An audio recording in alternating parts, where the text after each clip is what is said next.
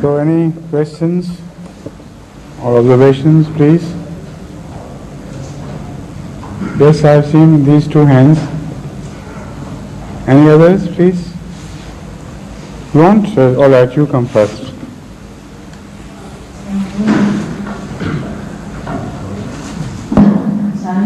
Wa alaikum assalam wa rahmatullah. Do we have anything in evolution?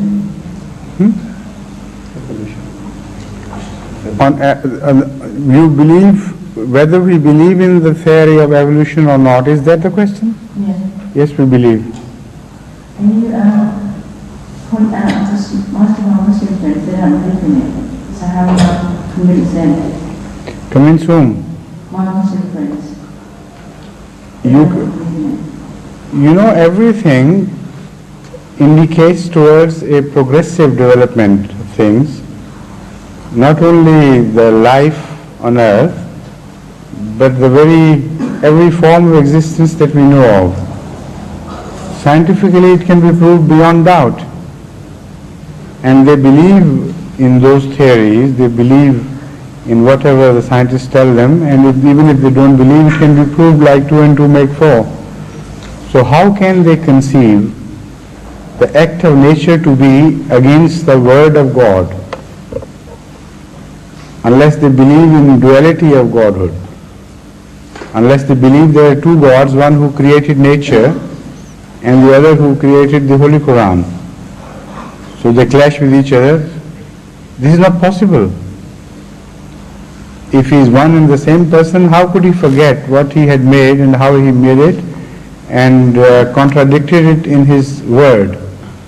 So for you it is quite enough to present the case in this manner. Otherwise, if you begin to prove the existence of evolution and how it took place, you will have to refer to so many verses of the Holy Quran. You may not have enough mastery over the subject matter of those verses so that you can weave them into one whole.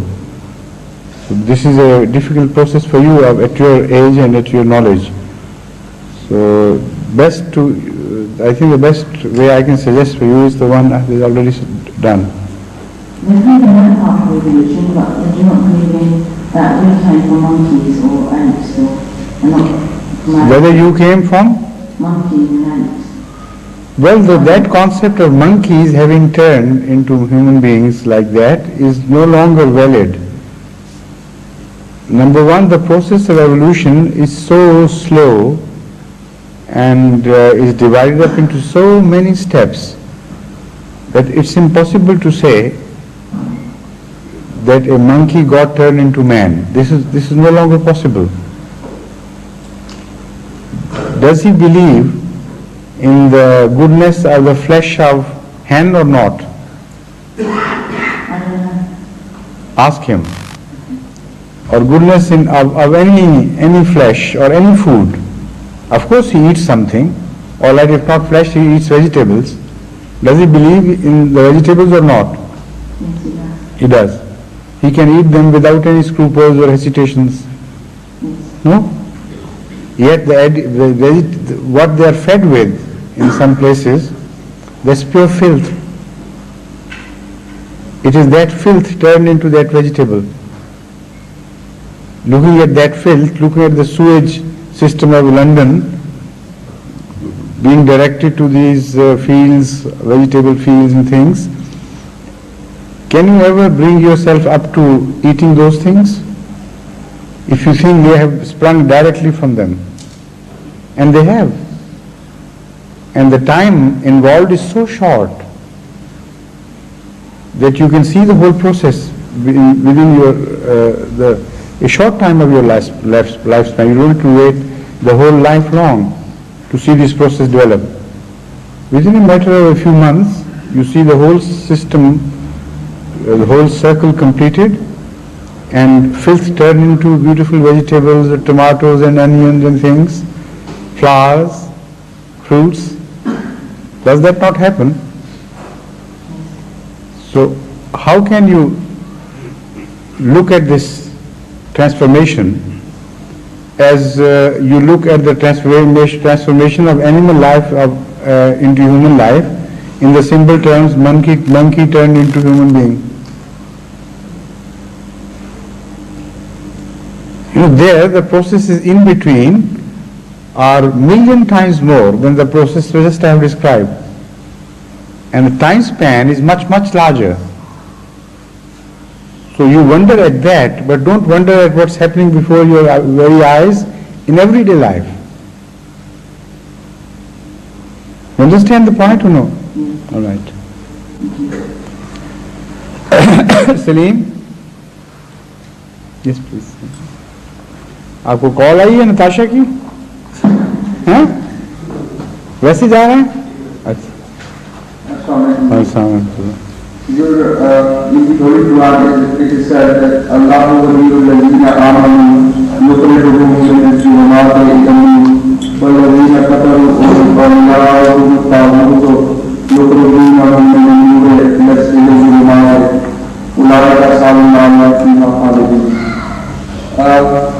According to my understanding, the two groups are discussed in this verse, Mu'min and Kafir. And the origin seems to be for Mu'min is that they start from Zulumat and they are taken into Nur. And for Kafir, they are in the beginning in the Nur and they are taken into Zulumat. It's not so. It's not correct.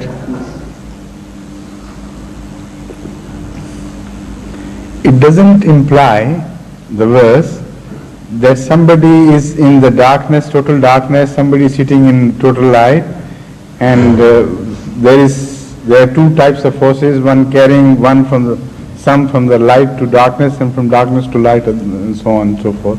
This is not the correct concept.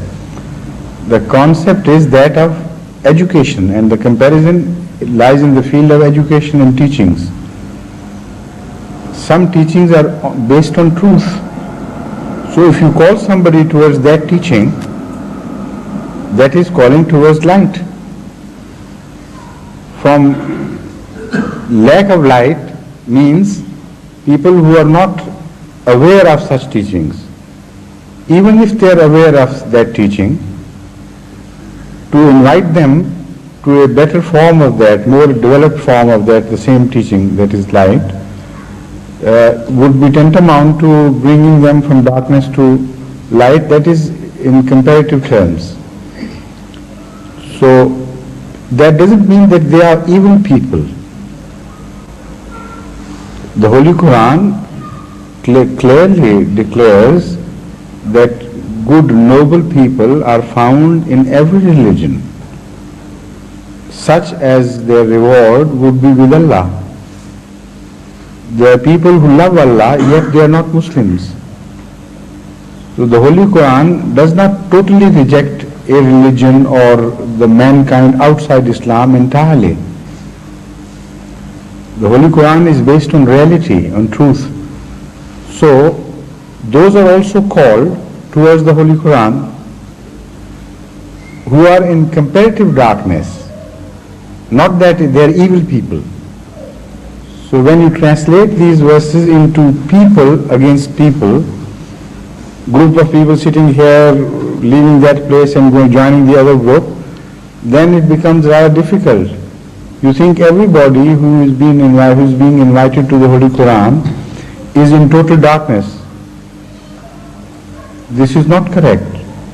We know in Islam there are many muwahideen prior to their Islam who were pious, honest, straightforward people and who believed in the indivisible unity of God, and they were upright. Islam took them from there and carried them to much greater heights. So there, light versus nur is a comparative study from an inferior position to a higher position, from a less lighted area to a more lighted area.